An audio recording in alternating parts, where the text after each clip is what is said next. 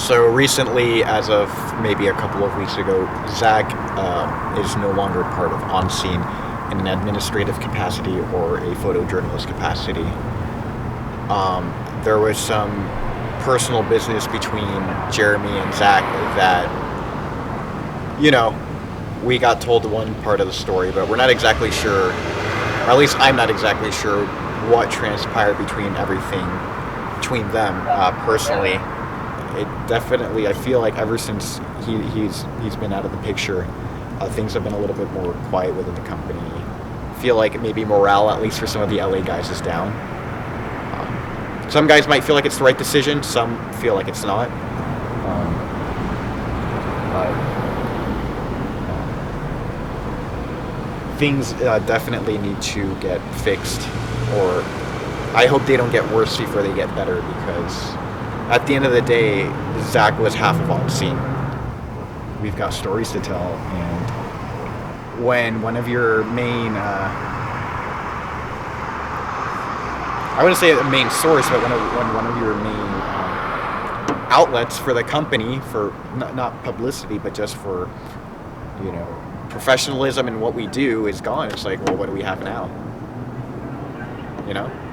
Our work speaks for itself on the professional level, but when it comes to having someone out there that's the gold standard when it comes to professionalism in this industry, it's missing in action right now.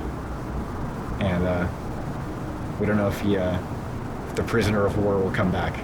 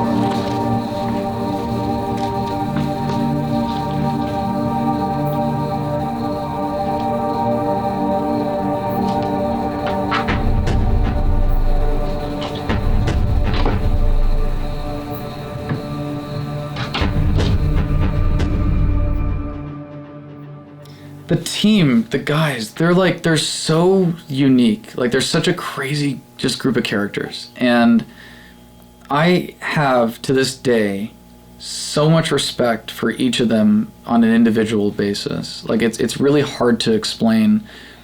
For me, the way it felt for me was like, yeah, they were working for the company and I own the company. So, like, technically they work for On Scene.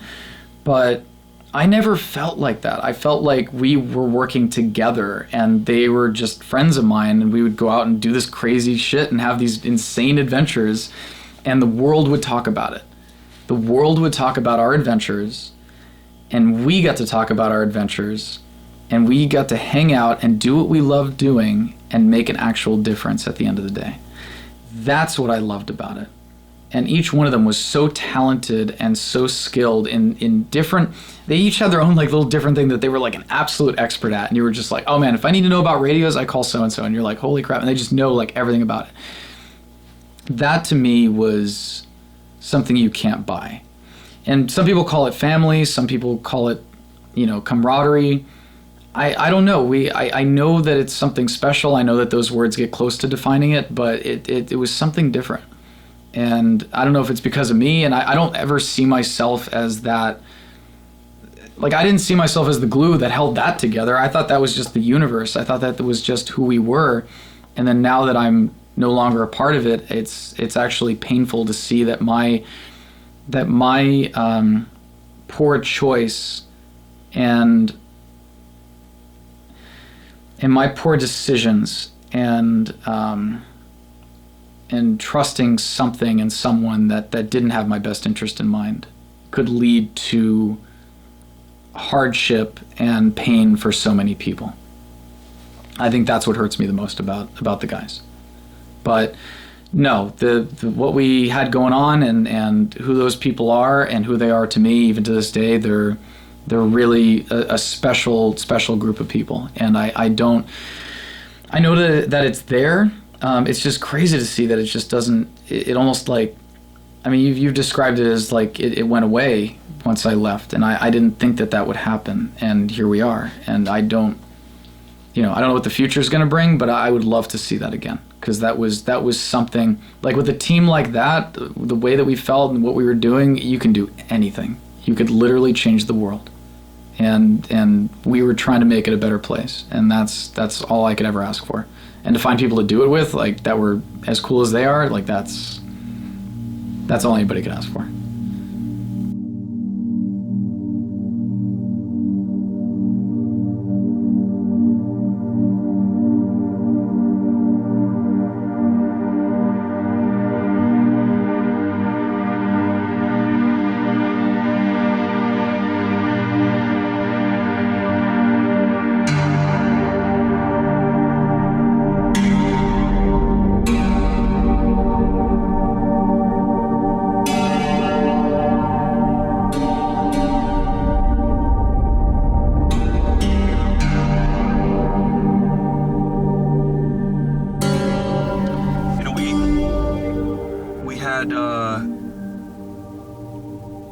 We had a lot of camaraderie. There were times where we were so close-knit that we almost knew what one another was doing.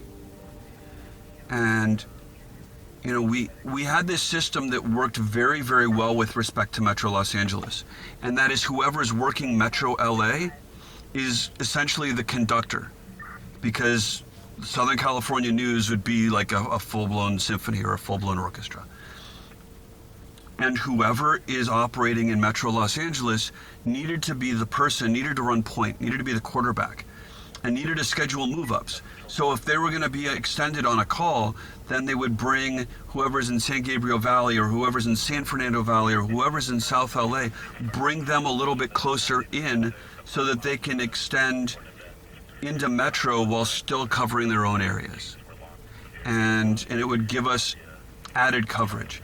And it also gave us the ability to beat our competition out.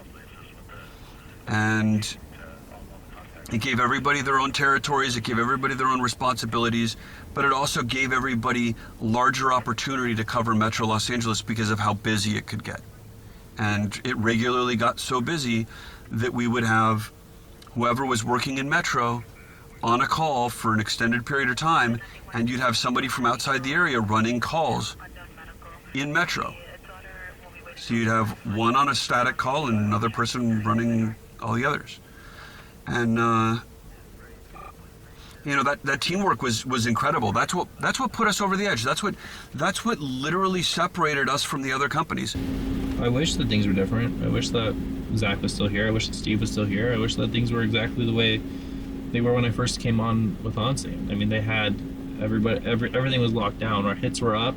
We were really successful. I mean, the guys used to compete against, or like they would argue with each other about where the boundary lines were, because they would fight over calls, because we had so many. We didn't have as many guys, but we had Jeremy, John, Zach,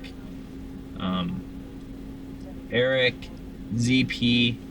I mean, they were really hitting LA hard, and they were getting we were dominating the market. It was just almost exclusively OnScene TV on every morning newscast. So fuck. when Jeremy and I worked together in LA, we crushed it, like unequivocally. He worked the Valley and I worked Metro, and it was like nuts. It was nuts. I mean, not a single story slipped through the cracks. We were on it, like seriously on it. When he left for San Diego the first time, and he ended up meeting Anthony Carrasco, which was a good thing. That's a really good thing. Yes, it was for the better of the company, but yeah, it was difficult. I mean, I lost someone that was there. Like we were best buds, man. Like he was there for me, I was there for him. Like we were the yin and the yang. It was more than just them being coworkers and being leaders of the company. They're best friends. They were out doing stuff. They're climbing rocks. They're, hanging out. And they're literally best friends, and they're so young, too. I mean, we had a bunch of guys that are older than them. But when the issues with Zach started to arise, and I would say the neglect in the company, the lack of effort in the company, Jeremy had to do what he had to do. So he would go from working 5 days a week to 4 days a week to maybe working 1.5 days a week. And he wouldn't take phone calls, wouldn't respond to emails, would leave things hanging for months on end that would get unresolved and unattended. And Jeremy had his hands full because he was the CFO. He was handling all the financial responsibilities, which meant he was doing all the invoicing and billing to the stations. He was managing the books, doing all the payroll, making sure that our rent was paid, our bills were paid, and our photographers got paid, and he didn't have the ability to take on any more responsibility. He was already overwhelmed with what he had.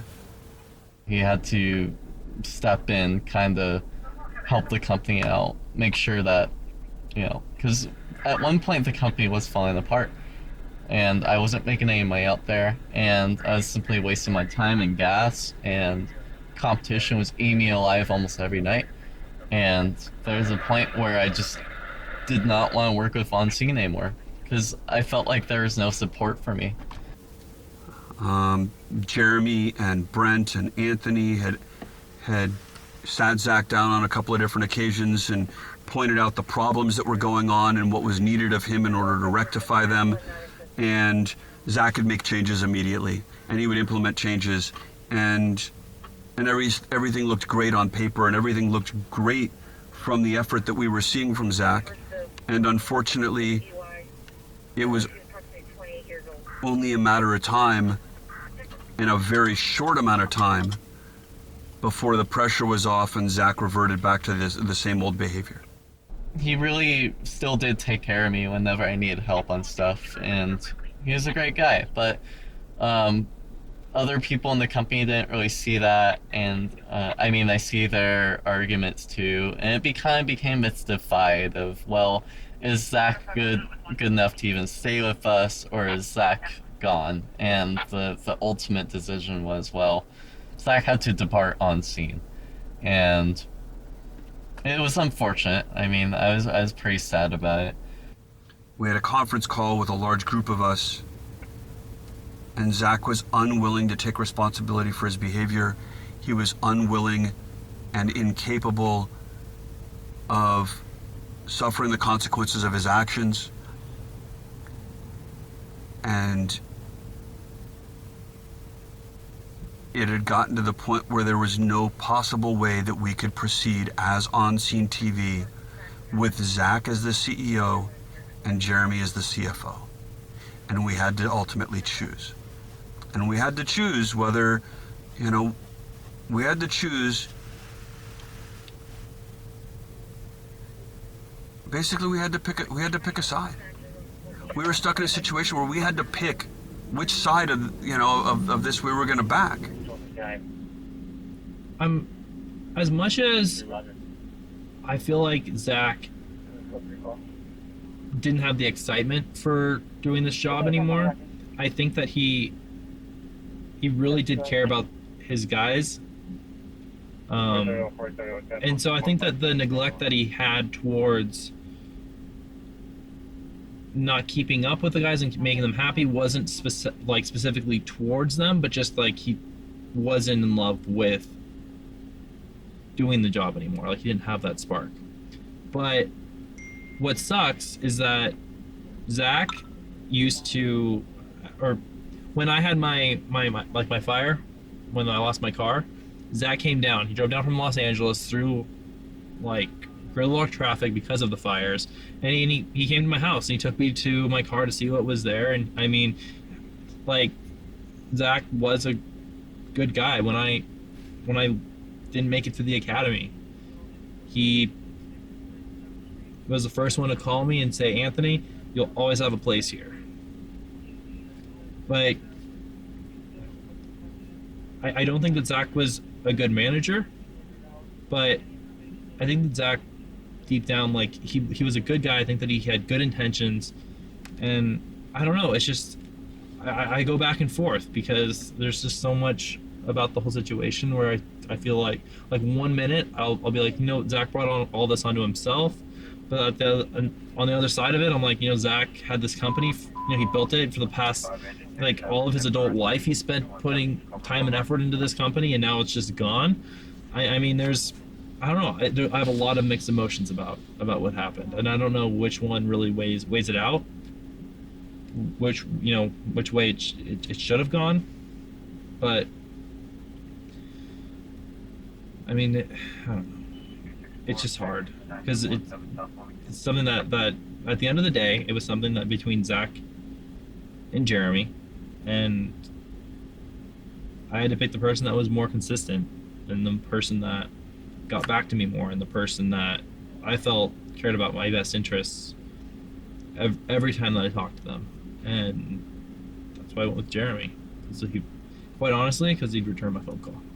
Like, when I called someone, when I called one of them, Jeremy's the one that would call back. Like I said, I don't think he should have been in charge. He should have just owned the company and then just got paid for owning the company, getting it to where it was. If you didn't want to. But it was almost too late for that. Yes. So I think it's partially Jeremy's fault. Because. Well, when I think it should have happened is when Jeremy ran away from his problems and went to Houston. I don't think he ran away from. Yeah, he did. He wasn't happy here. He wasn't happy with Zach. He wasn't happy with where LA was. He knew there wasn't money being made. So instead of doing something to fix LA, he went to Houston because he knew that it was making more money. So he's the owner of the company and he can't make it work in LA, so he's gonna go to Houston to where he can make money. Instead of trying to make something work here. He's like, I can't deal with Zach, I can't deal with all this that's happening in LA. Well, Zach thinks that he can do it, I'm just gonna let him figure it out. I mean, and I supported Jeremy, but like, I thought that was your ringtone. what? That sound, that Mexican howl. Yeah, when you took off, it was pretty tough. We never really talked about it though, and that's probably one of the big issues. Communication is key. As someone who works in communication, you think I would know that.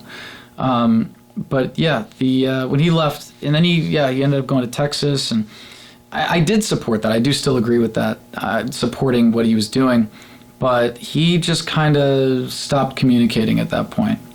So. But when did you feel that your relationship with Jeremy and the company, like, when did you get the feeling like it's going to end, or when did you feel like your and his relationship was no longer going to continue? I couldn't give you an exact date. It kind of deteriorated over time. And him being so far away, I mean, I hadn't talked to him or seen him in a while. And then he ended up coming to California and just before my 30th birthday. And he said it was because he couldn't work with me and yada yada. And yeah, I was going through a lot of tough stuff at that point. But, all he really had to do was just be a good friend and just be there for me. That's all he had to do. And it probably would have worked out. I was pretty depressed at the time, so I didn't really fight it. And I don't know, I ended up signing something that I shouldn't have signed, and that's kind of screwed me for 3 years. 3 years not being able to do what I love to do. What I've done for 10 years before that. You know, we finally let him go, but during the course of that, it had really adversely impacted my relationship with Zach. And it really harbored a lot of mistrust on both sides. You know, and while that was going on, Zach was slowly and consistently checking out more and more and more from the company. And he was focusing on Shot in the Dark, and he was focusing on this pet project and this, and you know, and all of these other things that were on the side, and he was losing focus of what was most important to us as a company, which is making sure that our bread and butter is intact. Doing Shot in the Dark, Shot in the Dark is the first thing that I've done on camera, in front of the camera. I'd done other stuff here and there, like background stuff for friends who have production companies, but nothing quite like that. And that's not who I am. I'm not the guy that like seeks out attention like that. I don't need to be on camera to be happy. I really don't care either way. I'm happy filming, I'm happy working, I'm happy creating. If I need to be on camera to tell a story, like with this, we're getting super meta right now, but to tell a story like this, or to showcase something, or if it's required of me, then yeah, of course. Shot in the Dark for me was something that I needed to do to right the wrongs that were done by the movie Nightcrawler. That was my main inspiration for that. And I knew that if I showed myself and my team, that people would be like, wow, like these guys are actually pretty respectable. Like they're not what I thought they were on Nightcrawler. And that is the majority of the messages that I got, were people who were like, hey Zach, like incredible work. You and your team are amazing. Keep doing what you're doing. And I knew it would be good for the guys, and I knew it would be good for the company as far as exposure, and I knew that it would help us to find other like-minded people. That's the main reason for doing it. And I knew that it would be good for the guys, but it ended up not being good for me in some ways. I mean, it took a lot out of me. It definitely took a lot out of me. It was disheartening because Jeremy, you know, the best friend of Zach, had to do what he had to do. He had to stop this neglect and bad stuff from happening, and basically cut their friendship in half and decide that, you know, the company would have to be the better option in this instance of friendship versus professionalism. That's what happened, and it hurt because, you know, they're so happy together, and now it's like they're enemies in a way. I personally haven't talked to them about how they treat each other, but I can only imagine just having your friend turn your back on you like that. In fact, that's probably what Zach is thinking. It's just Jeremy had to do what he had to do, and it's unfortunate. It's not my company. Like that's the only reason why I feel like I shouldn't have done it. Even though like I agree with it, and what did I do? I said, yeah guys, if you're gonna go with someone, go with Jeremy. Like I didn't tell Jeremy like, hey, you need to get Zach out of it. But like, What do you do with that? what? Well then what does Zach think that I did? Like yeah, Jeremy told me it was like hey, like I'm going to do this. Because like they weren't gonna be partners. So either Zach was gonna take the company, and I had no faith in him, or Jeremy's gonna take the company, and we've had the most profitable quarter since they bought the company from us.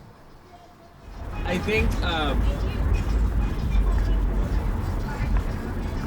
I don't think it's up to any of us to fix. I don't think it's up to Jeremy to fix. It's all up to Zach to fix. But what am I supposed to do to make Nice Knife? Do I need to make Nice Knife? I don't think you can.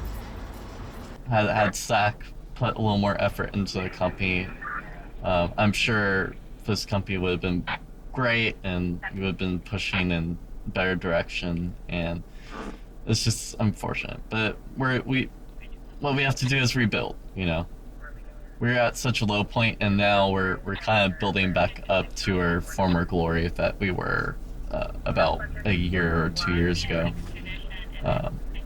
and hopefully we can continue to grow. And you know, I mean, the future, we don't know. Things could happen, things could change. We'll see what happens. I mean, hopefully nothing bad happens, because Zach was great, and I don't want anything bad happening to Jeremy. That'd be absolutely the end, and you know, it's not something we need. So, you know, just a really unfortunate situation all around. It was heartbreaking. But you know, it was also probably the best decision that we as a company could have made. And it was probably the best decision that Jeremy made. And we've been operating and functioning like at a level similar to what we were at several years ago, as the result of of Jeremy and Zach parting ways. What hurts me the most is the map in chronological order of a great relationship between two guys breaking down. Like, just breaking down from a professional level to an emotional level and to a Really personal level. down to the point where Jeremy actually regrets. Their friendship? No, introducing people to Zach. Because Like Erica. When did you feel in your mind that you started changing? I think it was after Erica died. Yeah, after Erica died, things kind of changed. She passed just before we finished filming for the show. And what happened? Erica was a mutual friend of Jeremy and I's that I was dating pretty seriously, and then on and off for a while. And she ended up passing away in a motorcycle accident April 17th, 2017. Around 8 a.m. is in the morning. So she, yeah, kind of rough to go through that. But first time I'd had someone that close to me pass like that. And then we got into a fight the day before, so the whole thing was just really shitty. It was just a really shitty situation. And if she had survived that accident, who knows where I'd be right now. Who knows? So it was really, really tough to go through that. I remember one of the last scenes, I was actually with Jeff on the freeway, and I don't know if he remembers this. I'm sure he remembers it. But we were at a motorcycle fatality, and I just like broke down crying on the freeway. And that had never happened in my entire career. And that really freaked me out. When I was at an incident doing my job and my personal life was affecting my ability to gather news, that really fucked me up. Because it made everything personal, and it's not. It has nothing to do with me. And it was, that was a big changing point for me. So, took a long time to kind of get back to normal after that, but yeah, that was tough. And then everybody calling you all the time, trying to get things done or answers for this or that or the other thing, and then not having Claire around was tough too. But yeah, when Erica passed away, that moment on the freeway was really, really tough. And then not having Claire there at the office was even harder because she dealt with a lot of the day-to-day stuff. And then, yeah, I think, and then, I think Jeremy blames me for that whole situation. I think he blames me for it to this day. So, that kind of sucks. Your responsibilities as a CEO, as a boss, as a manager, as a field operations officer, whatever. If that was what you thought in the back of your mind somewhere that caused you everything you ever loved, you're gonna shy away from it, right? It broke him. Yep.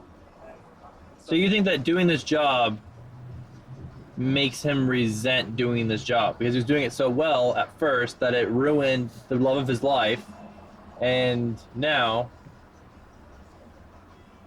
And he resents it. Yep. Yeah, well, I mean, I didn't think of it that way, but I've always thought that he was just burnt out on it. No. Like, he didn't sound excited to do this anymore. Like, he didn't want to go out and work. He didn't want to answer the calls. When he did work, he was always AIQ.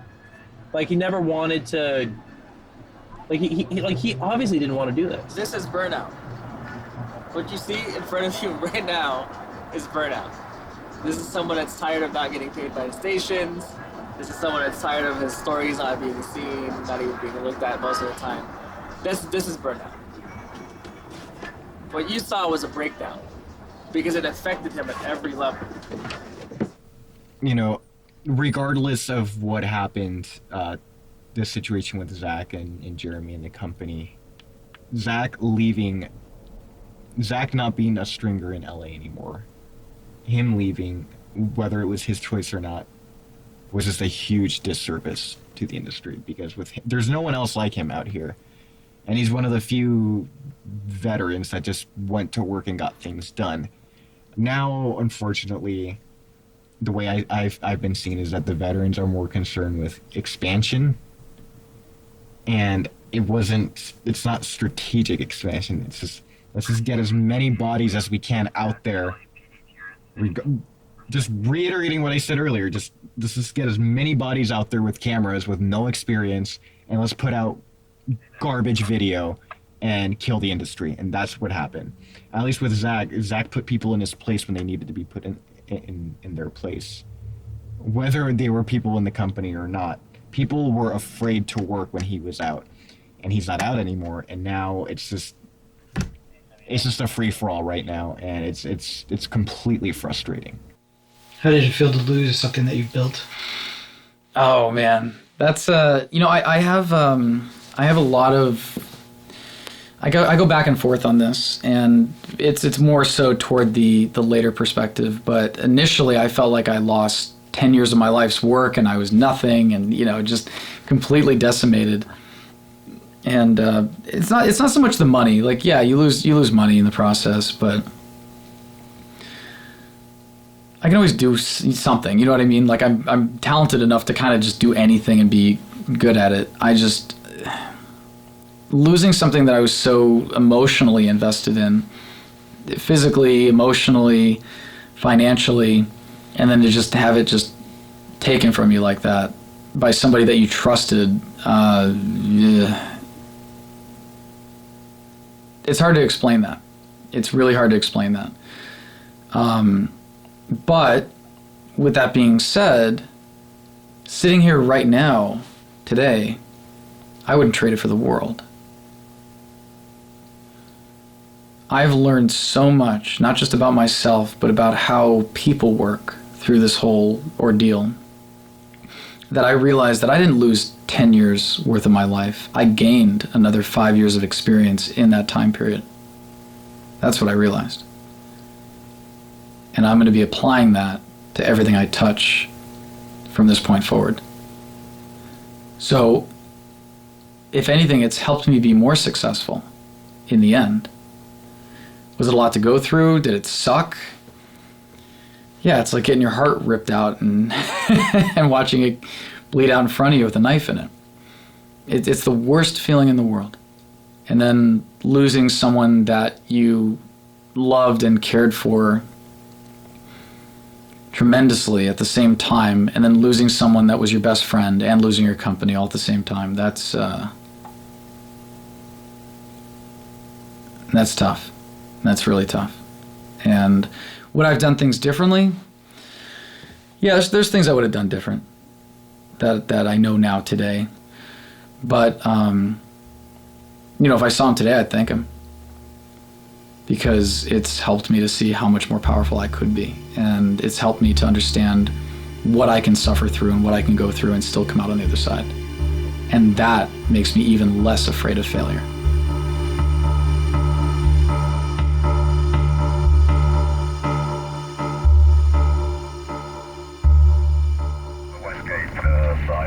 Cancel engine 114.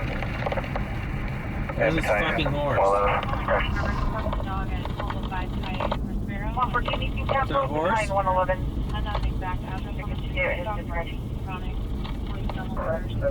That's his freaking horse. Battalion 111, occupants of GOA, you can go ahead and cancel, thank you.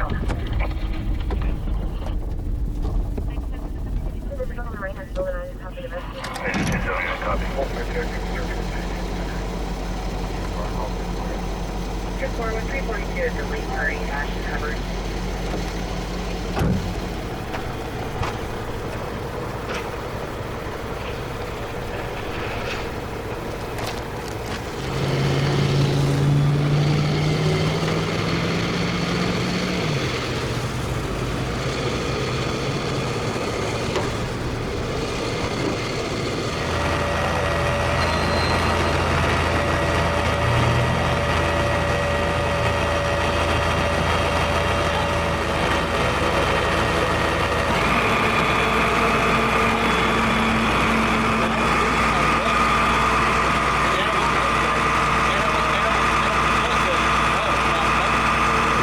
With the Valley Center Fire Protection District.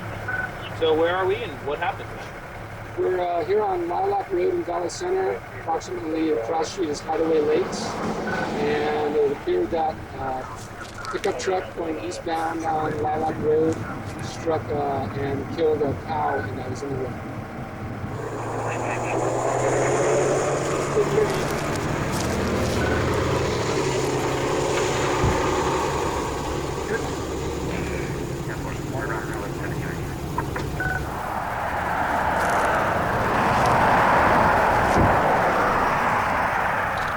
Is this your first dead cow? I don't know. I think so. It's not my first dead livestock. I've got a dead horse before, and a dead deer, stuff like that. And luckily, normally they're really stinky, but because it rips their stomach open. But this one seems to be all intact. I feel really bad, Anthony. You feel bad for the cow? I feel bad for the cow. Do you think the cow's gonna make it into the dock? Oh, the cow's in the dock for sure. You know, We have cow and we have cow. So it's not cattle. it's a cow. You should Okay, have sorry. a counter, like a little tally, for every time somebody goes, "Hey, is this gonna make it in the dock?" Or is it just me that says that? That's just you. It'll just be me. Ding, ding, ding.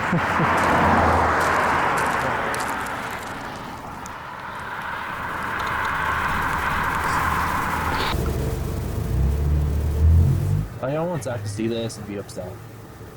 I don't want him to be frustrated with me. I feel like he already blames me for a lot of it. Unfortunately, when Zach wasn't paying attention, the guys would come to me for things. They'd be like, "Anthony, what do I do?" And I just kind of became like, not the HR department, but the person that people would whine and complain to. And so I'd get I'd get all these things from different people, and I'd get so frustrated with them. Like hearing all these complaints, I'm like, so obvious. Like what to do in the situation. Like if all these people are feeling the same way, it's got to be true, right? Not having him out, even for myself, he's a good backup to have. If something were to happen to any of us with law enforcement or whatever, any situation, if we crash or anything like that, he would go out of his way to remedy the situation any way that he could. And, now I'm basically, if Brent's not working, any night Brent's not working, I have the most experience with on scene. I'm basically, as it is right now in Los Angeles, I am the second senior photographer with the company, and that says a lot. We ran on earlier. Highly volatile.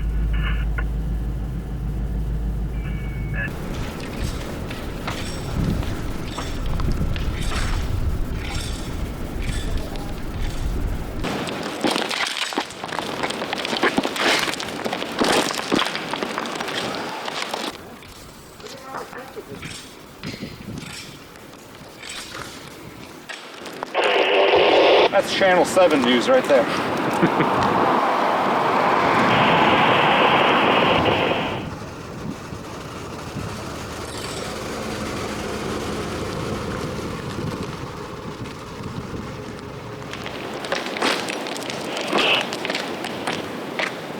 He's all get out of here.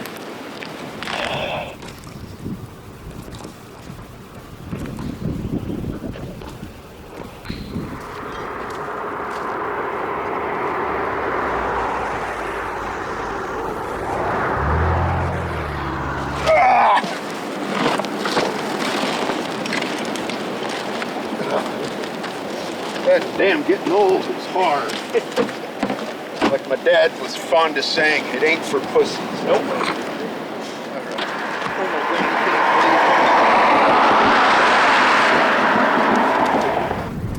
Like locked in. Go feed.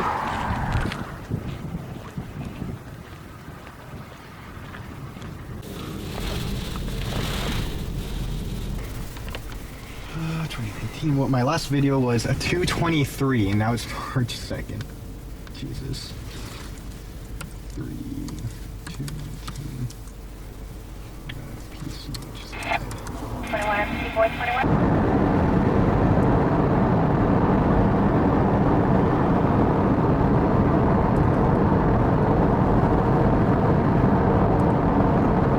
because obviously the viewfinder was like broken.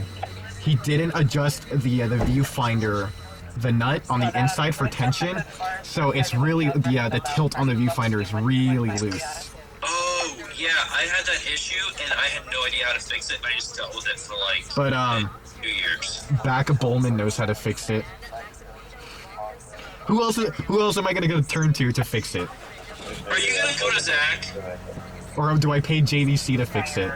Pay JDC to fix it. Don't go to Zach. Oh my god. Oh look, there it is. Hey, look at that. Those officers are gonna be so mad if they're... Did you hear them talk on the video? He's like, here's video for Channel 7.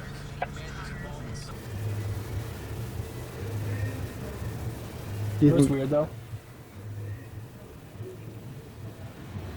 If something bad ever happens, and not that the stuff happens bad all the time, but when, and it's gotten a lot easier now, or, you know, straight away from this now, but when Zach first left and something bad would happen, like a guy would get into a crash, or, you know, somebody would need something, like, my first instinct was to call Zach. Like, that's who to call. But, I mean, not with the company anymore. And that instinct is now, you know, we have to take care of each other. You know, we've got to have each other's back out there. We want to have Zach to come rescue us, which is good. I mean, it's made a lot of people grow up. But, you know, half of our team now hasn't even met Zach before. This company has completely changed as far as like how it operates since Zach has left. I mean, yeah, we have the same name. We're still on scene TV. We're still, you know, we still have the most people. We're still providing the most consistent coverage. But this company, how it works, if Zach were to come back right now, he would be totally confused. He'd be like, what's happening? Why are we doing it like this? You don't have to follow Zach's rules anymore.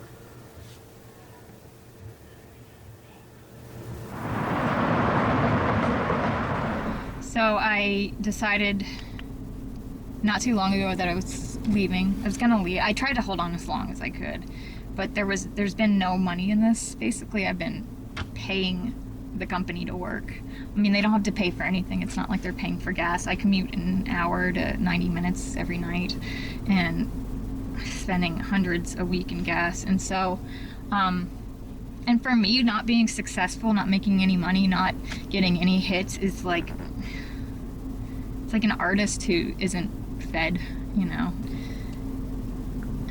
And, you know, a lot of things have changed in the company. Zach left, however you want to. There's no communication. Nobody ever gets back to me, and it's not exclusive to Zach. Yeah, Zach dropped the ball a lot, and I'm not trying to talk shit at all, but this is the whole thing of like, I think I felt like Zach was more of a cheerleader and more, even though he wasn't around, there was still a presence there.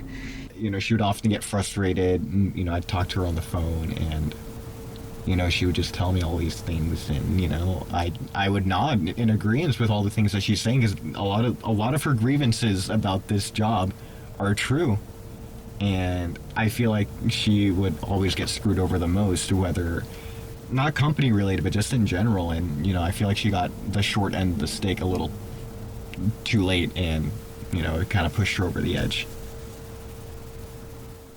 It just was upsetting. I just felt let down because when I started, I was so excited about this company, and the dream that Zach shared with me is what he wanted to do with this company and how he wanted to change,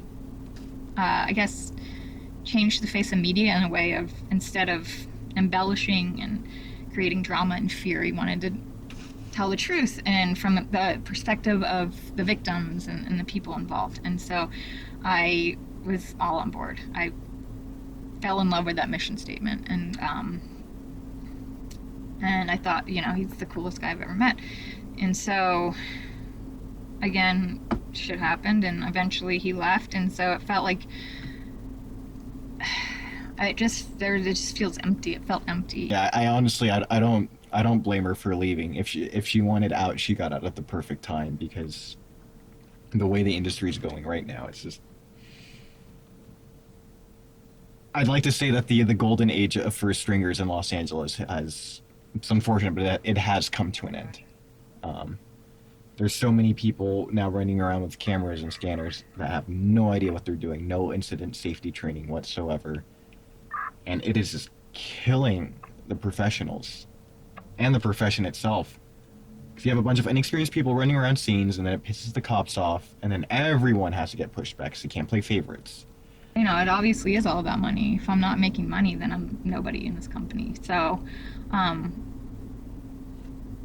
yeah, and I'm not trying to be like little violin, feeling sorry for myself. I think being older and them being a lot younger, and they're extremely smart. I don't have the intelligence, but I have the life experience. Like, I've been to places that a lot of people haven't, and bad, good, indifferent, but I've walked all levels. And so there was just this kind of thing where it was, I didn't feel like, I want to say I didn't feel respected, not that they had to respect me, but just have some consideration, I guess, for people's circumstances. Yeah, Asti, I feel bad because, sometimes, she's relatively new to all this, and, Zach's not around to train her, and, she just gets thrown in Metro, which I still have difficulty doing. I've been doing this forever now. Spending all this money, thinking and being told and really believing that I was gonna do okay with this company, and then here I am with all this equipment and just swimming in debt and not able to pay.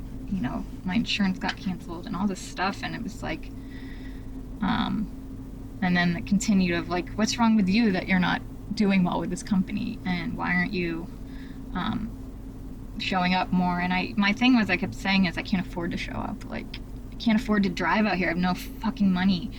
And so it was like, kind of, I think they thought it was my excuse to just kind of be flaky. But I mean, I commute the longest than anybody. I mean, the farthest. So,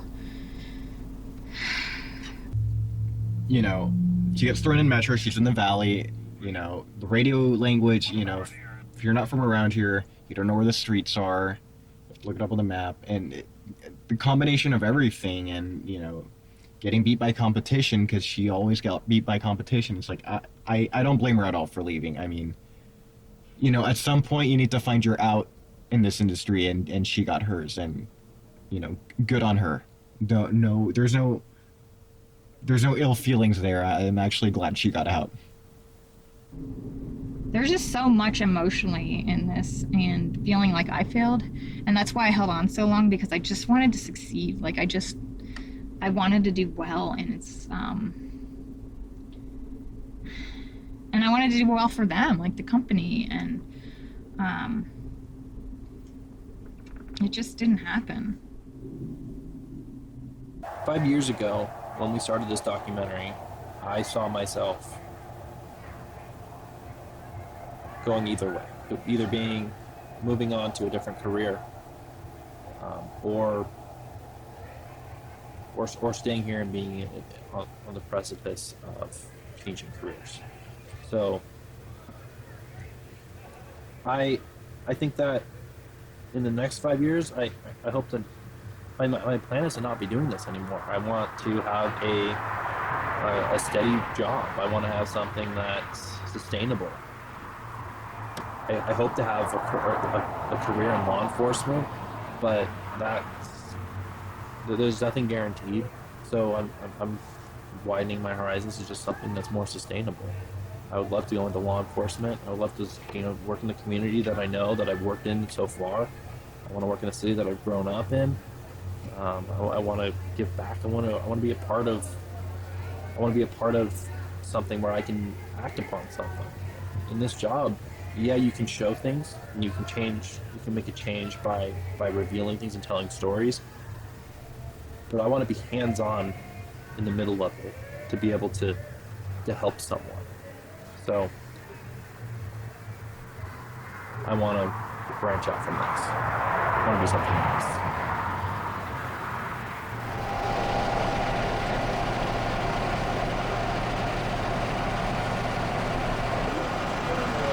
Like a drunk driver thing or something? Maybe.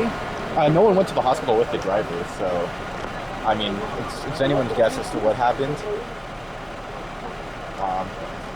I mean, it's visual, but it's not that visual. But we got nothing else going on tonight.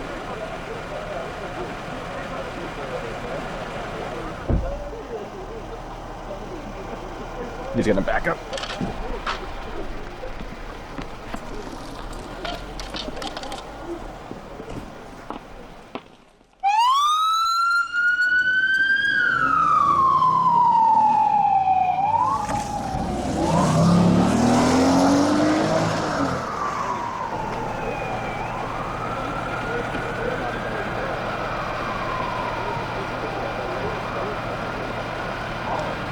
Maybe we'll get a twofer and get a stabbing.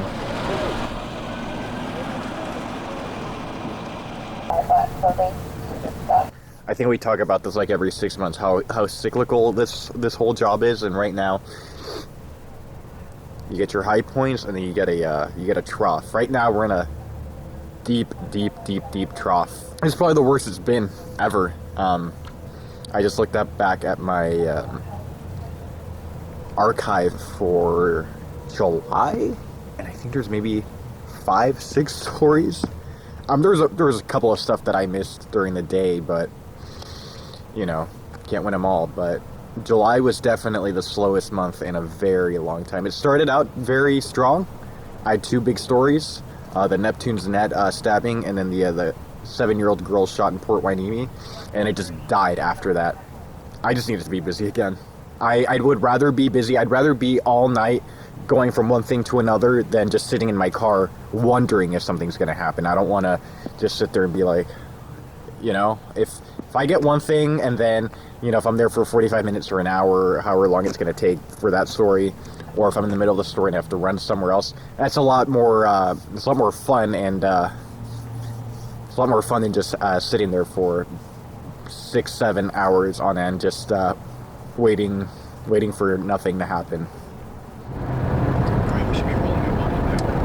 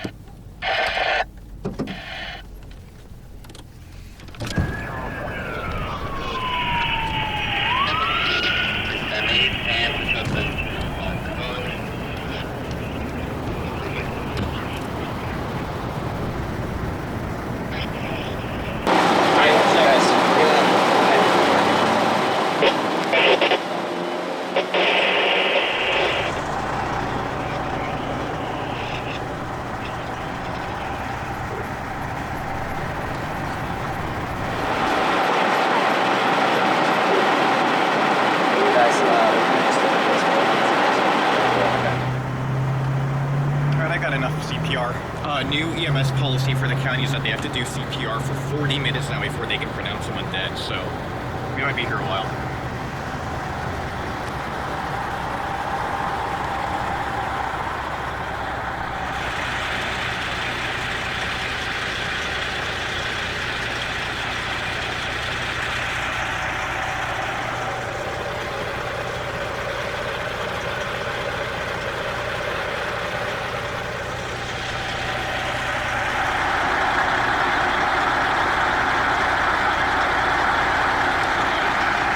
I'm so glad that Korean guy was here. We probably would have gotten beat up.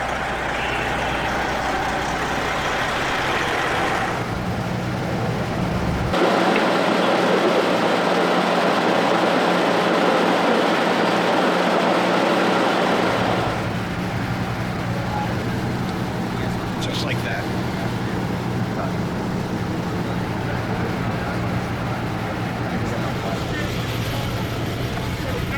Why y'all motherfuckers lose your jobs? Why you motherfuckers Well, I don't want to be near those guys right now.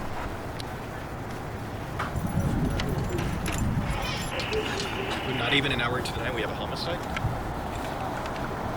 I think you picked a good night to come along. Alright, we're going across the street now.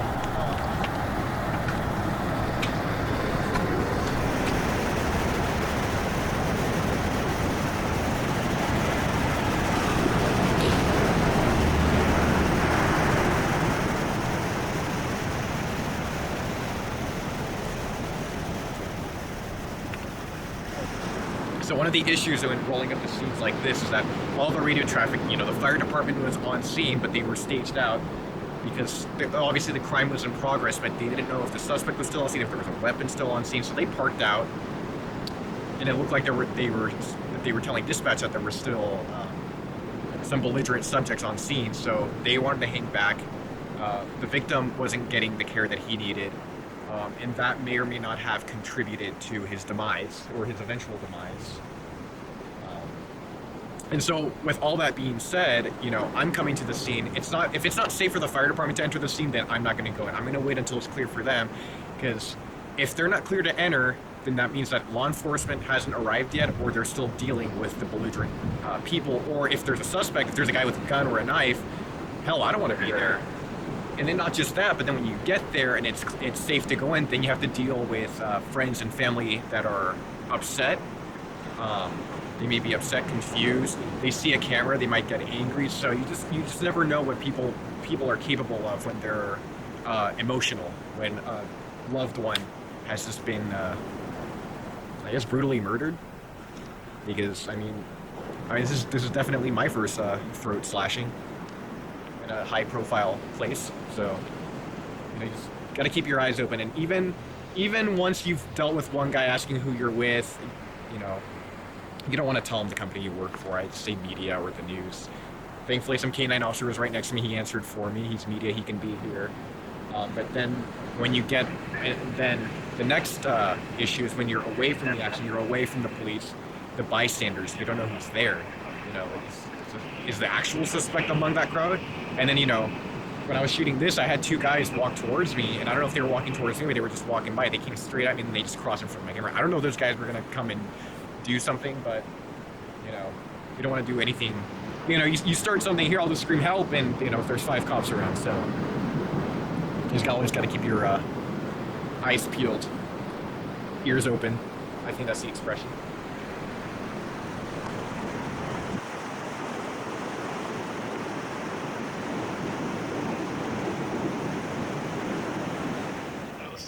Angle because it's on an incline. What can I do? How far away? Okay, you want me to walk you over and then walk you here?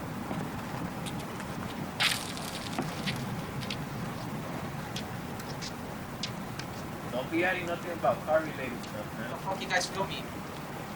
Seriously. Fucking piece of shit. Anything related to cars, you guys gotta cut it off right now. Before things get worse. Fucking guys. First call of the year last year was a homicide in 2019. Gabe, why are you so weird? So, yeah, unfortunately, the way things are going this year,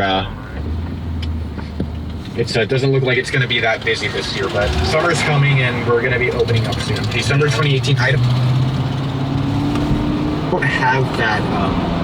That's not on my computer anymore, it's on my hard drive. I'm pretty sure 2018 was really busy too. He's literally the strangest human I know. Oxford and Ventura are definitely Ventura and Oxford are definitely the busiest. So there's Rescue 90 right there.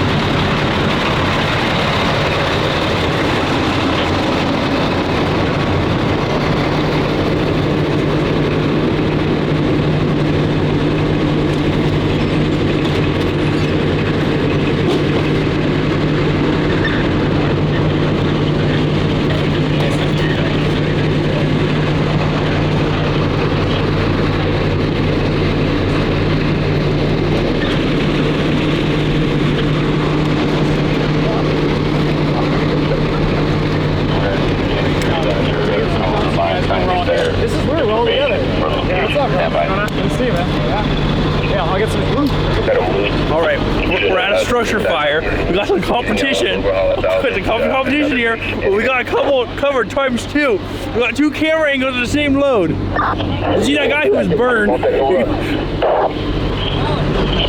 They've got a knockdown already, but go in there and see if you can get a shot of the overstuff. Just go right to the gate at the front. It's literally the first unit right there, right? The second story. What do you think, Gabe? Just go back there. Nothing burger. It's not a story. There's no flames. Were there flames or no? No flames, no story. That guy was fucked up. Yeah. See his mouth? Yeah, he was cooking for a while. Yeah, like he was like coming down his nose. He was overstuffed, so he couldn't escape. And then it looked like he was He's good. Jason's good. He's out here. He works all the time. One other person in the dock?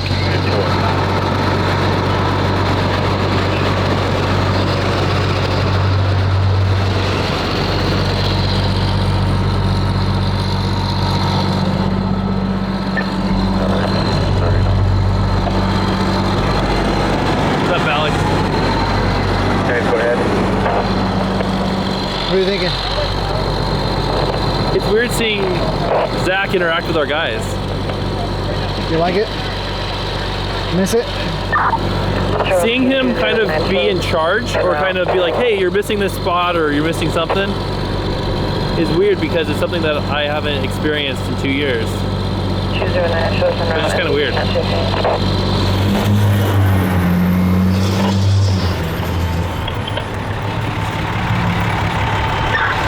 You see him back here.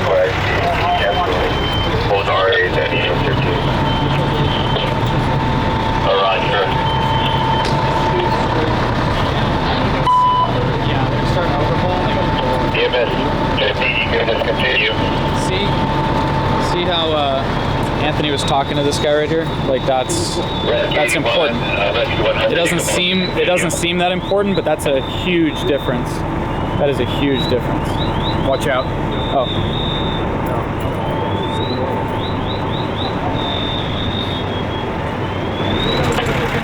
So you want to go in and check it out? I could probably give you a little bit more info if I could take a look real quick. Okay, I'll be right out. Thank you, sir. You want the camera for me? What happened to your old camera? It burned up in a fire, but it technically wasn't my camera. Oh wait, no. Oh, so this is the camera I've always seen. I thought you had another Panasonic that I could Jason, borrow. The battalion chief, he's going in. We already talked to him. When he comes out, he's going to give an interview. Okay. I'm going to go feed it out as a part 1 then. Just so Loud Labs doesn't beat us on the feed. And then... It's already 3:30 though. No one's going to give a shit. Well, it's an overstuff, and you got 2 victims, I believe. It's holiday though. One transported. Holiday. Yeah, it's still holiday related. I mean, they got tinsel on the fucking cage. Well, no, I'm saying it's still. Oh, if it's a Christmas tree? Holiday news. No, They're of not course. They're not gonna run this. No. If this is holiday related, like if there was a Christmas tree in there, But they're with the not dry overstuff? enough yet. Well, if you got it early December 1st, yeah, it could be. A lot of people get their trees December 1st. So, I don't know who does that, but people do that. Where's your, Anthony, why wouldn't I use this? Why are you so chubby? Dude, I got so fat. I'm down like Is it muscle? No. I've lost like 16 pounds in the last like month and a half. Why does that battery look like it doesn't belong on there? Dude, this is my new secret weapon. Isn't it 190? Yo. Does it have a USB port on it? It does. And you can charge your phone? Oh. 240. Wow. It looks so chody though. It does. It looks. It couldn't be like a little. But this will last me for like a month. And I got the 100-watt lamp on it. I need it. That's not LED. That's just a regular. How much was it? And then it goes to super spot. That battery is expensive though. It's like a $500 battery. Yeah, but like if you need to light up the top of that tree, yeah, light up the top of the tree. I just wish it was LED, dude. Those use so much power. Are these? They do. That's why I've got the 240. They don't have an LED version for that? Well, because Prezi has an LED. Well, because it's just focusable, so all the diodes in like a circular position. They won't focus. You can get these cheap used, right? You want them like rusted? Yeah, you don't want them. Why go? Yeah, you can go through. You guys live here? Yes, the apartment. Oh no. I would have done it. I don't know why you didn't do it. Well, that she wasn't into it. She's got the kids. Yeah. Oh, dude, stay there and look for. Let's stay there and look that way. That looks nice. Look this way? Yeah. Do I have to suck in my stomach because Gabe thinks I'm looking fat? I'll hold it. Oh, by the way, my gas gauge is working properly now. Well, it's because you talked about it. What are you talking about? Oh no, my no! Don't get him started. He will not stop talking about his gas gauge. Don't get him started talking about chronic because it gets stuck, right? No, it's not stuck. It's failing. I just said, don't get him started. He's been all night about the fucking gas gauge. For him? No, You're like this is what happens. Listen, when Gabriel's car breaks, he goes, Zach. When was the last time you fixed something on my car? To be fair. Okay, hang on. He asked you to fix something on his car. Every day. Yeah. Zach, how do I fix this? You have a heat gun? I can fix it at the apartment. Yeah, you use a hair dryer. I mean, take it off the camera, obviously. What? You don't want me to put? No. Take it off the camera, and then hit it with the heat gun, and it'll. Why is everything you have so chody? Yeah, it is very chody. Are you trying to tell us something? Sorry, I couldn't even say it. What do you shout out to Scott? I missed you so much. I miss you too. They make you feel so warm and fuzzy. Oh yeah, big time. What we ended up having was an electrical fire that pretty much pretty quick by the first resources are seen. We ended up having a total of 2 patients. One patient in moderate distress with some smoke inhalation, and a second patient in minor distress. Both patients were transported to local hospitals. Can you describe the type of damage inside? We wanted the fire to be as small and extent as possible. Can you describe the conditions inside? I think that we heard on the scanner pack rat conditions. No, we did not have pack rat conditions. It looks like it was just simply a fire that was ended up being electrical origin. That was good. So normally, over stuff is in reference. I mean, he's saying that it's in reference to the couches and stuff like that being on fire. Usually, it's hindering the exit from the building, but you know that's definitely a factor in this thing. But that guy was having trouble getting out of there either way, so I think it's an interesting story. We'll see what they think. You like this story? It's like I had like a voice of God in my ear. Pack rat conditions. Describe overstuff. It was weird having Zach be there and him care about what I was doing, because I haven't had Zach have anything to say about my work or about what I'm doing in over 2 years. So it was weird like having that kind of interaction with him again. But it's still like Zach still doesn't, he's not my boss in any way. He doesn't own the company that I'm working for. He's just some guy still. Like I'm glad that we're back to being civil with each other, being able to talk to each other, and I'm grateful for that relationship. But I never had anything negative towards him as a person. It was just with his work ethic and whether or not he was in the right place in his life to run a company. But know, it was weird. I think that's what I've always been fighting, is wanting it to go back to the way it was. I don't know. I don't know if it should go back to the way it was. I don't know if it can. I don't know if the right people are around. I mean, everybody's in different parts of their life. I feel like a lot of people have given up on this career as a potential career. I don't think anybody's really taking it seriously anymore. I think it's just a fun thing that people are doing on the side. And before, there was so much hope that this was, everybody's career, and this was it. Right? Yeah. I don't know what's ahead. If I was able to do it again, I would make decisions that were for the benefit of the guys. A lot more strong. Benefit of the guys, or like so that you wouldn't lose control of the company? No, benefit of the guys. I don't care about that. I just want to think be able those to are the same thing? No, they're different. Very different. But no, I miss it, man. It's fun. Running around like this, like going to college and shit, I love it. I know. I kind of forgot. I was like, oh, it's all happy again. Rolling around with the guys, like hanging out with this fucking nut and this guy. This guy's awesome, by the way. This guy's fucking awesome. I love it, man. Honestly, I missed it, and it is a huge part of who I am. And it's weird to have something taken and then like having like a taste of it and not being able to really like take a bite. It's like oh, you can smell it, but don't touch it or else go to the gulag. So it sucks, man. I don't know. Next year's gonna be interesting. That's all I know about that. Next year's gonna be very interesting. But there's a lot of opportunity out there. Very, very lucky that I have the friends and family that I do. Otherwise, I don't know where I'd fucking be right now. So there's a lot of opportunity. It's whether or not we can like take advantage of that and actually make something of it. But we'll see what happens. An old school question. Can anybody do this? Can anybody do this job? Fuck no. Fuck no. No. I don't know. But that seems to be the current mantra in the industry. I think anybody thinks they can do it. Anyone with a pulse. Anybody can do it for a month. Yeah. All right.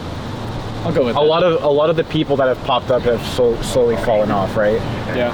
It happens way too frequently. You'll see some new group of kids with little cameras, even their phones, and 2 weeks later, never see them again. Like, okay, so I was getting my oil changed, and while I was waiting, someone was like, so why is your car like that? And I'm like, oh, I'm a news photographer. And they're like, oh, do you work for Loud Labs? I'm like, no, I work for Onstate TV. Do you work with Zach? You're like, not anymore. No, I fired him. Do you think that you've gotten more fame from Shot in the Dark or Patty Mayo? Patty Mayo. But that's not like online. I get recognized like a lot more for that show. For Patty Mayo? Yeah. But it's younger people. Yes, it's like professionals, like the firefighters and the cops and everybody. They know me from Shot in the Dark. Like the average person on the street, they know me from South End Bounty Hunters. So what brings you out each night, though? What drives you to keep doing this? All of us? All of us. All of you. It's just who we are. It's 4 o'clock in the morning. For me, it would be the pursuit of the truth, because no one else is going to fucking do it right. Well, can't beat that.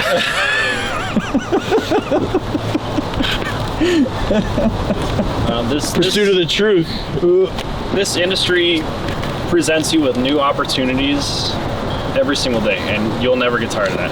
You'll never get tired of meeting new people and seeing cool things. Whether, not everything we see is cool or fun, but it gives you that chance, and I think that's what really brings me back. Every day is different. Yeah. I just think I'm addicted to it at this point. We're the best, so I mean, naturally.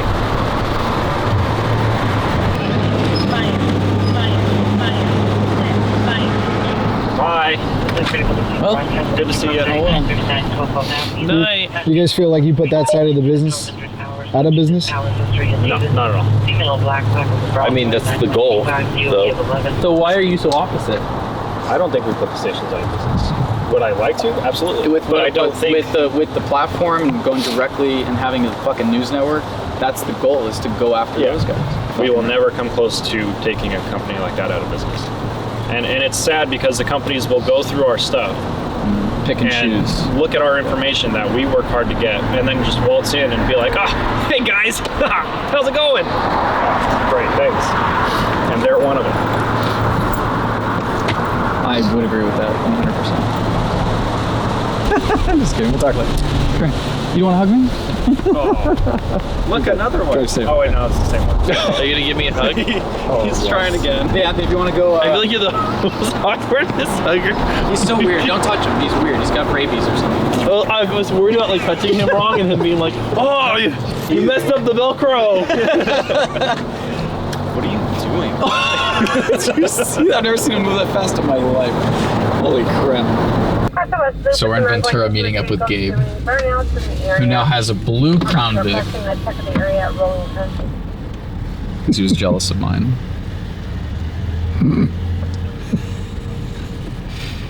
What's wrong with you? Are we matching? I am wearing a turtleneck. Are you wearing a turtleneck? It's the Under Armour one. Yes, that's the one I'm wearing. Oh man, we are matching. I was just telling Alex that you're starting to look like Jeff Goldblum. Look at it, looks just like him. But you look like older Jeff Goldblum. Like you look like Jeff Goldblum now. Well, that's what Stu said the other day. He was like Stu looking Mundell? at me, and I love Stu. He's like, you look like a young Goldblum. No, you don't look like young Goldblum. You look like old Goldblum, but like today. How do I explain this? Here, have you seen? You got to see this picture. Here, I'm gonna hold it up. I'm looking up. Oh, I just Googled it. Okay, check this out. Here, look at me. Give me like a shit-eating grin. Can you give me like shit-eating grin? Like up, like open your mouth a little. Is that fucked up or what? Let me see.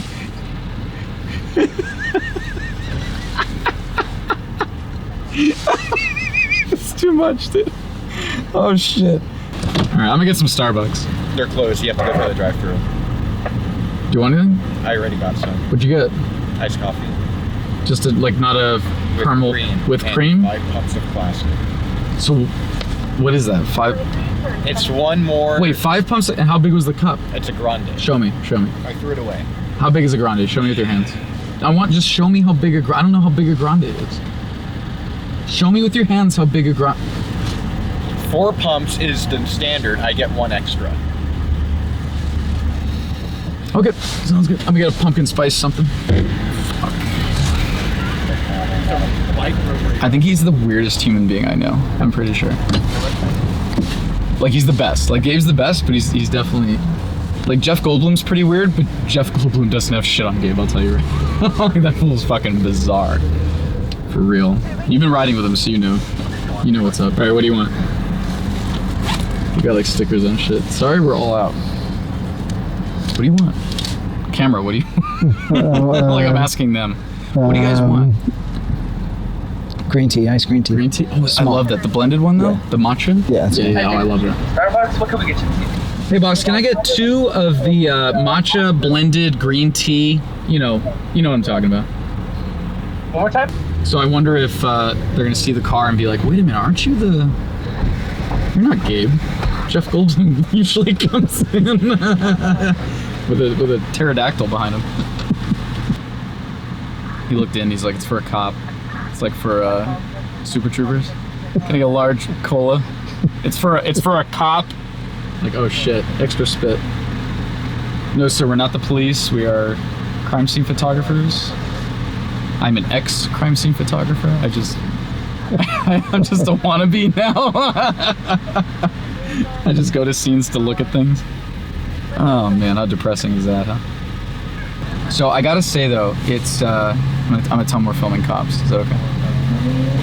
So the Live PD. That's the new one. That's all the cool kids. The cool kids are on Live PD. If I was like in my 50s, I'd be like Cops. Put on the red light. So it's weird. Like working and doing everything with On Scene, I was like super focused, and I felt like everything, like I was looking through a straw. And it's weird because in the moment, it didn't feel that way at all. It was just day to day, like running the calls, working with the guys, getting the tech figured out, like trying to figure out how to make sure we're successful, you know, a year from now. And oh, thank you. Perfect size. Thank you. Thank you. Great. Thank you. Take care. So it was really weird because, yeah, it's bizarre. Like you don't know that things are, like you don't know things could be different until they are different. Does that make sense? So, like until everything went down, my perspective was super just like this. Like I was driving around just like, oh, okay. And then when everything happened, it was like these blinders were taken off, and I could see he's gone. Jeff Goldblum is gone. Where'd he go? He's such a weirdo, dude. Fuck, he's such a weirdo. I'm gonna call him. Gabe. Where'd he go? He was right here, right? Yep. Or was he ever actually here? We don't, I mean, like, for real. All right, I don't know why you do this, but okay, I'm en route. Okay. All right, you're so weird. Goodbye. He's such a weirdo. I feel like he had to be over there, because look at the time. It's 11:14, right? I bet in his little raccoon brain, he had to be at his other spot by 11:15, otherwise like things didn't work right. Like he had to go home, you know? Had to go home and change or something. He's so fucking weird. What was I saying? Okay, so having the blinders off, like once everything kind of shifted, and like that responsibility every day, like answering calls and like dealing with all this stuff, like once that was gone, it was weird. Like I felt like everything was realigned and everything was so clear and so much more open. It was probably one of the weirdest feelings I've ever had, actually. You good? You want me to hear? I got you. It was actually one of the weirdest feelings I've ever had in my life. After working so hard and being so focused for 10 years, and then having that all just like that, like overnight disappear. Like it was suffocating in the beginning, and then after a while I'm like, wait a minute, no, like this is fine. Like I'm gonna make something bigger and better. And that's what's been going on. So don't want to get too into that though. Can't get into the details of that. When people ultimately see this documentary in it, and I've followed you guys for a while, what do you want them to learn?